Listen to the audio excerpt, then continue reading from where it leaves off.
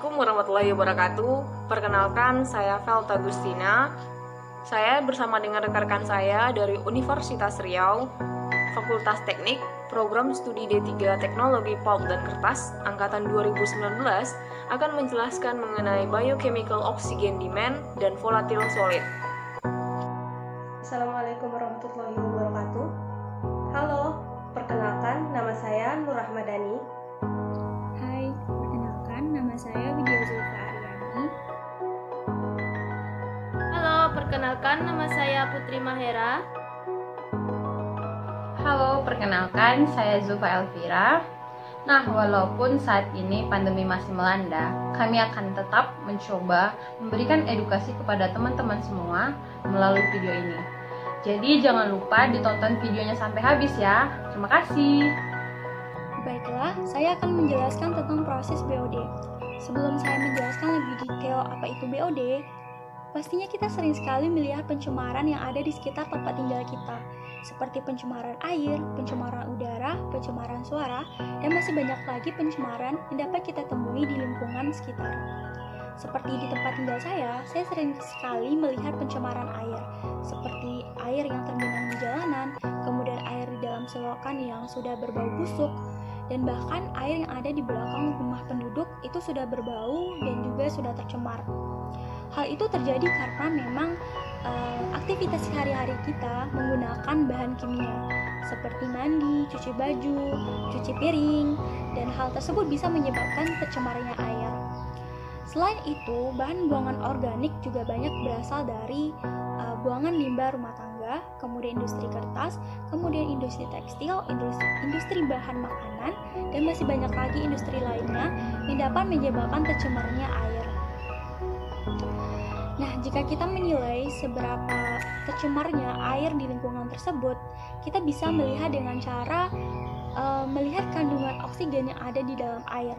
Pada umumnya, air lingkungan yang telah tercemar itu mempunyai kandungan oksigen yang sangat rendah. Kenapa hal itu bisa terjadi? Itu karena oksigen yang terlarut di dalam air itu diserap oleh mikroorganisme untuk memecah atau mendegradasikan bahan buangan organik sehingga menjadi bahan yang mudah menguap dan terjadilah bau yang tidak sedap. Selain dari itu, bahan buangan organik juga dapat bereaksi dengan oksigen yang terlarut di dalam air organik yang terdapat di dalam air. Hal tersebut bisa menyebabkan sedikitnya kandungan oksigen di dalam air. Nah, cara ampuh yang dapat kita lakukan untuk mengetahui kandungan oksigen yang ada di dalam air itu adalah dengan BOD atau Biochemical Oxygen Demand. Nah, jadi sebenarnya BOD itu apa? Baiklah, di sini ada menurut Kumali dan Juvin mengatakan bahwa BOD atau Biochemical Oxygen Demand itu merupakan suatu karakteristik yang menunjukkan jumlah oksigen terlarut yang diperlukan oleh mikroorganisme. Mikroorganisme itu biasanya adalah bakteri untuk mengurangi atau mendekomposisi bahan organik dalam kondisi aerobik. Kemudian hal ini ditegaskan lagi oleh Boyd pada tahun 1990 bahwa bahan organik yang terdekomposisi dalam BOD adalah bahan organik yang siap terdekomposisi. Nah, kemudian Mays pada tahun 1996 mengartikan kembali bahwa BOD sebagai suatu ukuran jumlah oksigen yang digunakan oleh populasi mikroba yang terkandung dalam perairan sebagai respon terhadap masuknya bahan organik yang dapat diurai. Berdasarkan pengertian dari para ahli tersebut, dapat disimpulkan bahwa BOD menunjukkan jumlah oksigen terlarut yang dibutuhkan oleh organisme hidup untuk menguraikan atau mengoksidasi bahan-bahan buangan di dalam air. Jadi sebenarnya nilai BOD itu tidak menunjukkan jumlah bahan organik yang sebenarnya, tetapi hanya mengukur secara relatif jumlah oksigen yang dibutuhkan untuk mengoksidasi bahan-bahan buangan tersebut. Jadi, biochemical oxygen demand itu dibutuhkan oleh mikroorganisme selama penghancuran bahan organik dalam waktu tertentu dan pada suhu 20 derajat Celcius. Oksidasi biokimiawi ini merupakan proses yang lambat dan secara teoritis memerlukan reaksi sempurna. Dalam waktu 20 hari, oksidasi itu mencapai 90-99% sempurna. Dan dalam waktu 5 hari, seperti yang umum digunakan untuk mengukur BOD, yang sempurnanya itu oksidasinya mencapai 60-70%. Suhu 20 derajat Celcius digunakan itu merupakan nilai rata-rata untuk daerah perairan arus lambat di daerah iklim sedang dan mudah ditiru dalam inkubator. Jadi itulah alasan kenapa dipakai suhu 20 derajat Celcius. Sekarang gimana sih prinsip pengukuran BOD itu? Jadi pada dasarnya prinsip pengukuran BOD itu cukup sederhana, yaitu mengukur kandungan oksigen terlarut awal atau disebut sebagai DOI dari sampel segera setelah pengambilan contoh. Kemudian mengukur kandungan oksigen terlarut pada sampel yang telah diinkubasi selama 5 hari pada kondisi gelap dan suhu tetap yang seperti kita sebutkan tadi bahwa suhunya itu adalah 20 derajat Celcius yang sering disebut sebagai DO5. Jadi, selisih dari DOI dengan DO5 ini merupakan nilai BOD yang dinyatakan dalam miligram oksigen per liter. Pengujian BOD ini juga mempunyai syarat-syaratnya loh. Syarat yang pertama, suhu sampel haruslah 20 derajat Celcius. Kemudian pH-nya itu harus berkisar antara 6,5 sampai 7,5. Dan kemudian sampelnya itu tidak boleh disimpan lebih dari 2 hari. Syarat yang kedua adalah jika sampel limbah telah mengalami proses desinfektasi dengan penambahan zat seperti klorin, klorin dioksida, ozon, dan lain sebagainya, maka sampel harus dilakukan pre-treatment terlebih dahulu. Syarat yang ketiga, jika bakteri toksik terkandung dalam sampel, maka sampel harus melalui proses pre-treatment terlebih dahulu. Syarat yang keempat, jika sampel mengandung banyak bakteri nitrifikasi, maka pre-treatment perlu dilakukan. Namun hal ini hanya dilakukan jika uji BOD dilakukan lebih dari 5 hari. Syarat yang kelima, sampel tidak boleh mengandung logam berat, sehingga pre-treatment perlu dilakukan. Syarat yang keenam, ada bakteri yang terkandung dalam sampel haruslah cukup. Kemudian syarat yang terakhir, nutrien yang ditambahkan pada sampel haruslah cukup. Jika nilai BOD suatu limbah itu terlalu besar, maka oksigen yang terlarut dalam air akan cepat habis. Itu dikarenakan terpakai untuk mengoksidasi zat organik yang terkandung pada limbah dan dapat menyebabkan rusaknya kehidupan akuatik. Lalu bagaimana sih cara yang praktis dan mudah untuk pengujian BOD ini? Nah, berdasarkan American Public Health Association, metode 5210, uji BOD dapat dilakukan dengan 3 metode. Metode pertama itu ada metode titrasi. Jadi metode titrasi ini dilakukan secara Winkel atau iodometri. Dan yang kedua itu ada metode elektrokimia, dilakukan dengan menggunakan DO-meter. Dan yang ketiga ada metode respirometrik, di mana metode respirometrik ini memanfaatkan siklus pernafasan bakteri dengan mengukur tekanan gas oksigen yang ada pada tabung uji selama proses berlangsung. Metode titrasi dengan cara Winkler. Prinsip analisa BOD sama dengan penganalisaan oksigen terlarut. Salah satunya adalah metode Winkler.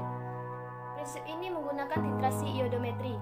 Sampel yang akan dianalisis terlebih dahulu ditambahkan larutan MnCl2 dan NaOH-KI sehingga akan menjadi endapan MnO2. Cara Winkler yang didasarkan pada dua reaksi oksidasi reduksi digunakan secara meluas dan merupakan cara standar dalam penentuan oksigen terlarut. Selanjutnya yaitu kelebihan dan kelemahan metode Winkler. Kelebihan metode Winkler dalam menganalisa BOD melalui penganalisaan oksigen terlarut atau DO yaitu lebih analitis, teliti, dan akurat apabila dibandingkan dengan cara alat diometer. Hal yang perlu diperhatikan dalam titrasi iodometri adalah sebagai berikut. Yang pertama, penentuan titik akhir titrasinya. Yang kedua, standarisasi larutan tio. Yang ketiga, penambahan indikator amilumnya. Yang keempat, peranan kalibrasi alat sangat menentukan akurasinya hasil penentuan. Selanjutnya yaitu kelemahan metode Winkler. Yang pertama, penambahan indikator amilum harus dilakukan pada saat mendekati titik akhir titrasi agar amilum tidak membungkus iod karena akan menyebabkan amilum sukar bereaksi untuk kembali ke senyawa semula. Yang kedua yaitu proses titrasi harus dilakukan sesegera mungkin. Hal ini disebabkan karena I2 mudah menguap. Bahkan beberapa hal yang dapat membuat kesalahan pada titrasi iodometri yaitu penguapan I2, oksidasi udara, dan absorpsi I2 oleh endapan. Selanjutnya yaitu metode elektrokimia. Kadar BOD dapat dianalisa dengan mengurangkan selisih dari keduanya, yaitu dari hari yang kelima dikurang dengan hari yang ke-0. Cara penentuan oksigen terlarut dengan metode elektrokimia ini adalah cara langsung untuk menentukan oksigen terlarut dengan menggunakan alat diometer. Prinsip kerjanya adalah menggunakan prop oksigen yang terdiri dari katoda dan anoda yang direndam dalam larutan elektrolit. Pada alat diometer, prop ini biasanya menggunakan katoda perak atau Ag dan anoda timbal yaitu Pb. Secara keseluruhan, elektroda ini dilapisi dengan membran plastik yang bersifat semi permeabel terhadap oksigen. Kelebihan dan kekurangan metode elektrokimia. Cara penentuan oksigen terlarut dengan metode elektrokimia tidak lebih akurat dibandingkan metode Winkler, disebabkan karena alat ini tidak dapat mendeteksi keseluruhan nilai oksigen terlarut dengan baik. Namun, kelebihan metode ini adalah alatnya mudah digunakan dan hasil yang diperoleh relatif cepat. Selanjutnya yaitu metode respirometrik. Metode respirometrik memanfaatkan bakteri aerob dengan mengestimasikan pada hari 0 nilai BOD adalah 0 mg per liter.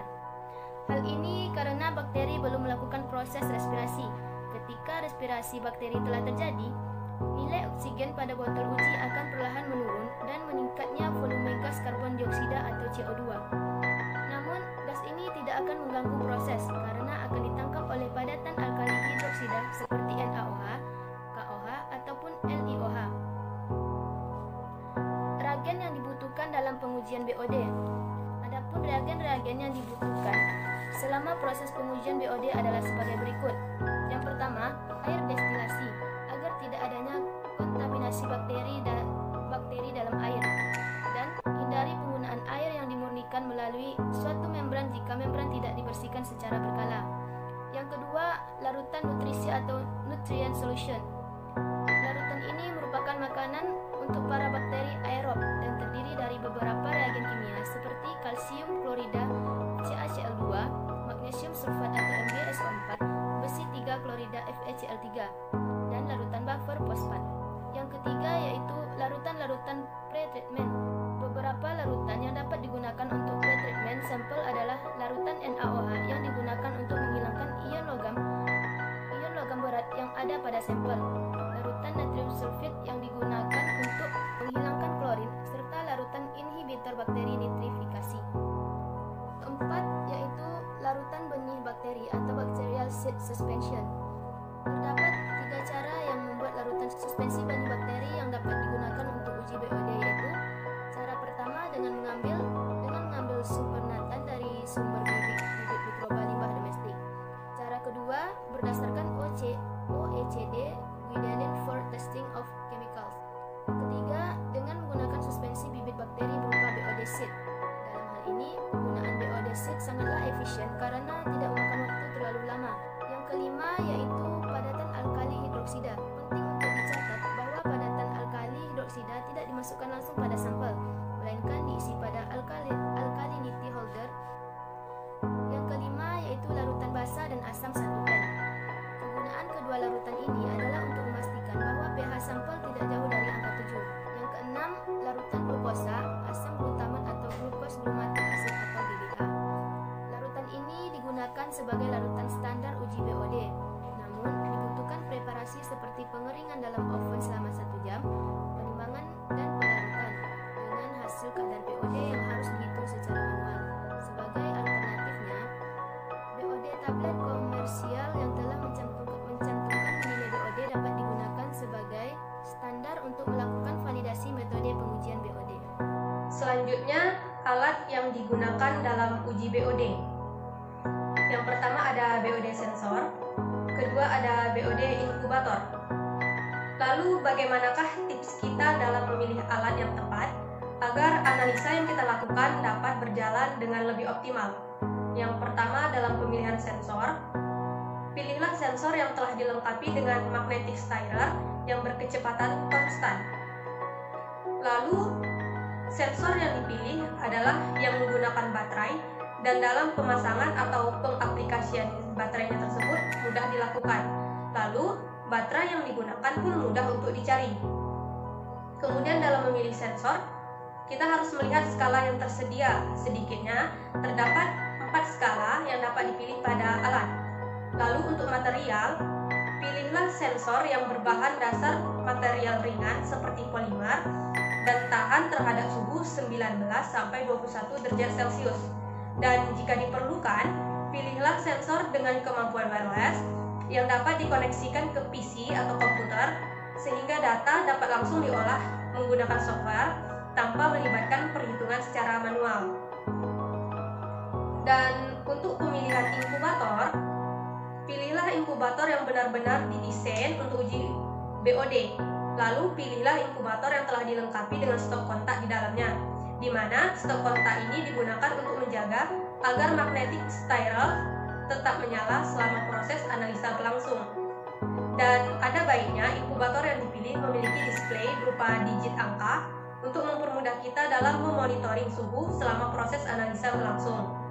Dan pilihlah inkubator dengan stabilitas yang baik dengan nilai akurasi lebih kurang 0,5 derajat Celcius. Lalu pilih inkubator dengan kapasitas volume yang sesuai dengan kapasitas sampel yang diuji. Rumus menghitung BOD yaitu DO0 dikurang DO5, dan untuk DO dalam miligram per liter rumusnya adalah hasil volume tiosulfat dikali N tiosulfat dikali 1000 dikali BeO2 dikali P lalu dibagi dengan V sampel. Nah, untuk P di sini adalah P pengenceran. Lalu rumus menghitung BOD dalam 5 hari seperti yang tertera pada slide, yaitu hasil C1 dikurang C2 lalu dikurang hasil B1 kurang B2 per VB dikali VS per P, dan P di sini adalah perbandingan volume uji contoh uji V1 per volume total V2. Nah, dalam uji BOD tentu terdapat beberapa kelemahan. Di antara kelemahannya adalah yang pertama, dalam uji BOD akan ikut terhitung oksigen yang dikonsumsi oleh bahan-bahan anorganik atau bahan-bahan terinduksi lainnya yang disebut juga dengan intermediate oxygen demand. Lalu, uji BOD memerlukan waktu yang cukup lama dan minimal itu 5 hari. Dan dalam 5 hari masih belum dapat menunjukkan nilai total BOD, melainkan hanya kira-kira 68% dari total BOD. Lalu, uji BOD tergantung dari adanya senyawa penghambat di dalam air tersebut. Misalnya, adanya germisida seperti klorin dapat menghambat pertumbuhan mikroorganisme yang dibutuhkan untuk merombak bahan organik, sehingga hasil uji BOD menjadi kurang teliti. Meskipun terdapat kekurangan, pastinya ada kelebihan dalam uji coba BOD, seperti yang dikatakan oleh McCalls dan Eddy pada tahun 1991, terutama dalam hubungannya dengan pengolahan air limbah, yaitu pertama, BOD ini penting untuk mengetahui perkiraan jumlah oksigen yang akan diperlukan untuk menstabilkan bahan organik yang ada secara biologi. Lalu yang kedua, untuk mengetahui ukuran fasilitas unit pengolahan limbah. Yang ketiga, untuk mengukur efisiensi suatu proses perlakuan dalam pengolahan limbah. Dan yang keempat yaitu untuk mengetahui kesesuaiannya dengan batasan yang diperbolehkan bagi pembuangan air limbah. Lalu bagaimanakah penanggulangan kelebihan kadar BOD? Nah, penanggulangan kelebihan kadar BOD ini adalah dengan cara sistem memperaktif. Nah, cara sistem memperaktif yang efisien dapat menghilangkan padatan tersuspensi dan BOD sampai dengan 90%. Ada juga cara lain yaitu dengan sistem top struct wetland yang merupakan salah satu cara untuk pengolahan lindi yang memanfaatkan simbiosis mikroorganisme dalam tanah dan akar tanaman. Sistem ini juga merupakan sistem pengolahan limbah yang ekonomis. Penelitian ini bertujuan menganalisis kemampuan sistem subsurface construct wetland untuk menurunkan kandungan COD, BOD, dan N total. Apabila kandungan zat-zat organik dalam limbah tinggi, maka semakin banyak oksigen yang dibutuhkan untuk mendegradasi zat-zat organik tersebut, sehingga nilai-nilai BOD dan COD limbah akan tinggi pula. Oleh karena itu, untuk menurunkan nilai BOD dan COD limbah, perlu dilakukan pengurangan zat-zat organik yang terkandung di dalam limbah sebelum dibuang ke perairan. Pengurangan kadar zat-zat organik yang ada dalam limbah cair sebelum dibuang ke perairan dapat dilakukan dengan mengabsorpsi zat-zat tersebut menggunakan absorben. Salah satu absorben yang memiliki kemampuan absorpsi yang besar yaitu adalah zeolit alam, di mana kemampuan absorpsi zeolit alam akan meningkat apabila zeolit terlebih dahulu diaktifkan. Assalamualaikum warahmatullahi wabarakatuh. Baiklah, saya akan melanjutkan materi mengenai volatile solid. Volatile solid adalah salah satu parameter penting yang digunakan untuk menghitung produktivitas fermentasi anaerob pada bahan atau limbah. Volatile solid umumnya berasal dari tumbuhan, hewan yang sudah mati, dan senyawa organik sintetik. Penentuan komponen volatile solid berguna untuk pengendalian operasi pabrik air limbah karena ini menawarkan perkiraan jumlah bahan organik yang ada dalam fraksi padat air limbah. Air yang mengandung zat volatile solid tinggi tidak cocok untuk diminum. Volatile solid merupakan berat yang hilang setelah sampel dibakar, dipanaskan hingga mengering pada suhu 550 derajat Celcius. Penentuan volatile solid tidak dibedakan secara tepat antara material organik dan anorganik, karena berat yang hilang selama pembakaran tidak ditentukan pada material organik. VS mempresentasikan jumlah fraksi organik yang mudah terurai di dalam substrat. Banyaknya biogas yang dihasilkan oleh proses anaerobik substrat ditentukan oleh kandungan VS di dalam substrat. Umumnya kandungan VS di dalam limbah padat organik yaitu 70-95% dari total solid atau TS suatu substrat. Parameter volatile solid di dalam limbah itu dapat kita lihat pada tabel 2, di mana jenis substrat pada sampah sayuran volatile solidnya berkisar 76-90%, sampah buah-buahan 75-85%, sampah pasar 75-90%, sampah dapur 50-70%, dan sisa makanan untuk kantin 75-98%. Pengukuran volatile solid dengan menggunakan metode gravimetri. Yang pertama, kita siapkan cawan porselen kosong. Kemudian cawan porselen tersebut kita masukkan ke dalam oven dengan suhu 105 derajat Celcius selama 1 jam. Kemudian cawan diambil dengan menggunakan penjepit dan dimasukkan ke desikator selama lebih kurang 30 menit. Kemudian ditimbang untuk didapatkan berat A. Kemudian sampel ditimbang lebih kurang 2 gram untuk sampel padatan dan 20 ml untuk sampel cair, lalu dimasukkan ke dalam cawan dan dicetak sebagai berat B. Kemudian dimasukkan ke dalam furnace dengan suhu 550 derajat Celcius selama 1 jam. Setelah itu kita tunggu suhunya agak turun, kemudian baru kita masukkan ke dalam oven selama 1 jam dengan suhu 105 derajat Celcius. Kemudian barulah dimasukkan ke desikator selama lebih kurang 30 menit. Setelah didinginkan, timbang untuk mendapatkan berat C.